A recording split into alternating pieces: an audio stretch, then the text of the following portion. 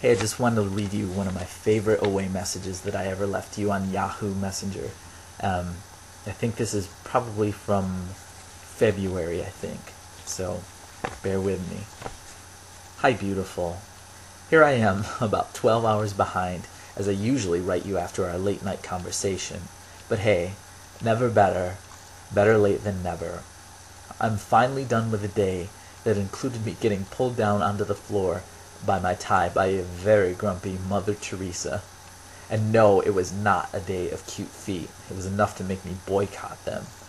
But hey, I got your page today, and it made me so very happy. I must have looked at it like 100 times. My resident was like, "Man, you're sure getting paged a lot." And he was like, "Why are you smiling so much?" But little did he know that he too would be smiling if he received a page from the most beautiful girl in the world.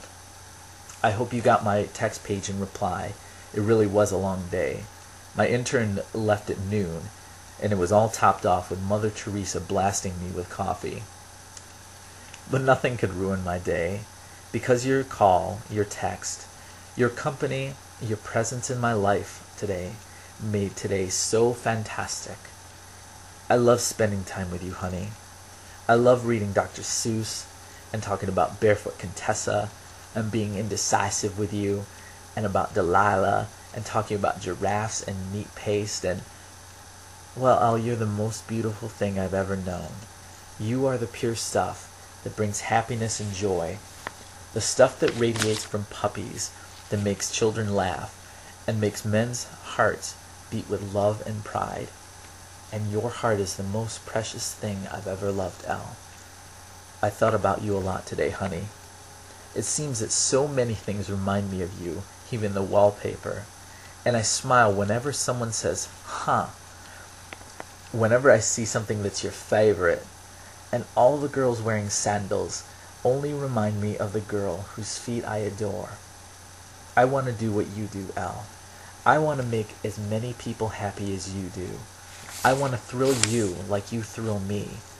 And I want to love you till your cheeks hurt from smiling like mine do. I'm the luckiest guy in the world, Elle, and I found it in a four-leaf Irish clover named Elle, the most beautiful, amazing dream girl I could ever hope to find. And I'm so glad it's you. I want you to know that I am committed fully to your heart and fully to your happiness, and that I love you without measure, without expectation, without conditions, and especially without distance. Sometimes I look at a map on Yahoo or Google, and I squint, as if I could see where you are, like a little blonde girl will appear on the map and wave to me. I sit and I wonder, I daydream, and I try to picture where you are, what you're doing, how you're feeling, and if you're happy. If you're feeling the love and affection that I feel for you all the time.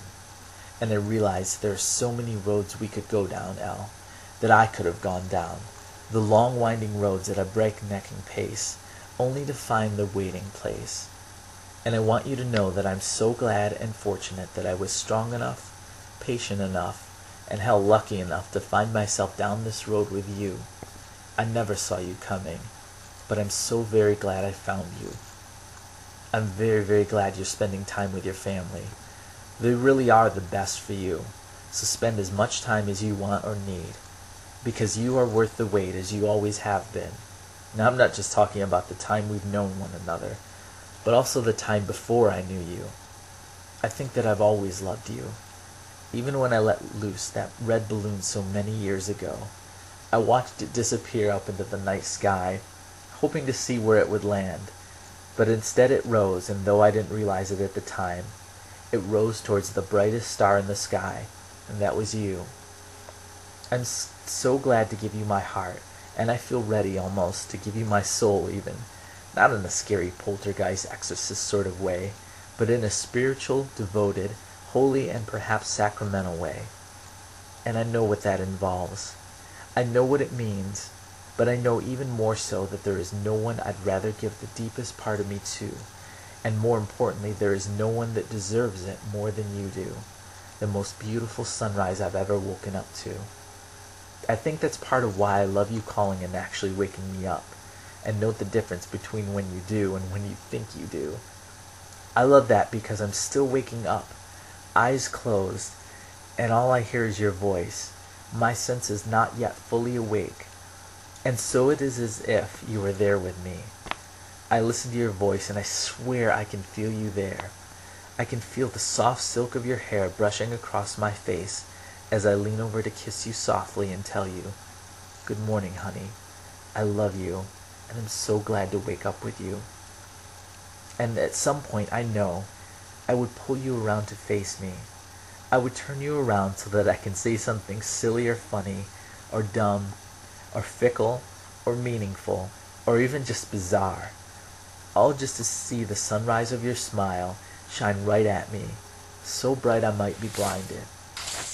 And who knows, maybe I will even be lucky enough to have you open your eyes, the most beautiful sparkly eyes I've ever seen. And maybe, just maybe, I could gaze into those eyes and lose myself for a few moments. I know as I go to bed tonight, I will very likely dream of the girl that is you, whose dreams are my own, whose happiness is the source of my own happy times, whose love is an honor I have no speech to honor enough, and no acts, no promises could ever truly earn. You are you, Elle, and I love the you that you are. Hey, listen to me, Elle. I love you. I look forward to every minute with you. I love every minute I spend with you, and I want you to be happy. Even if I am just a phase, even if it's for just the time that you're with me.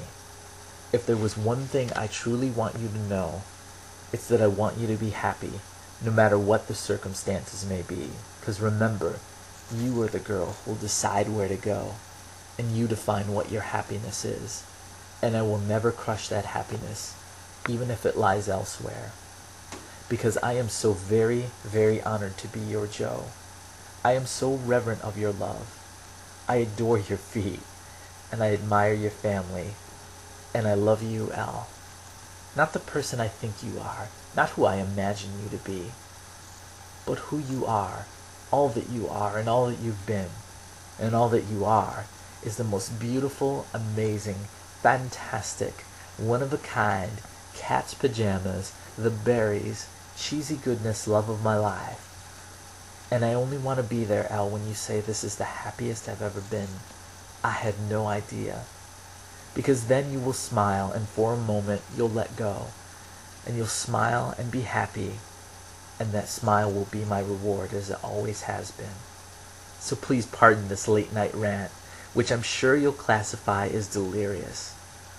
But I could chase you the rest of my life trying to find the words to describe you and the feelings of joy that you bring. And it would always escape me, always fall short, and always bring me back to you, searching for the way to describe how beautiful, amazing, and special that you are. And yet it's so simple, my darling Elle. It's so simple.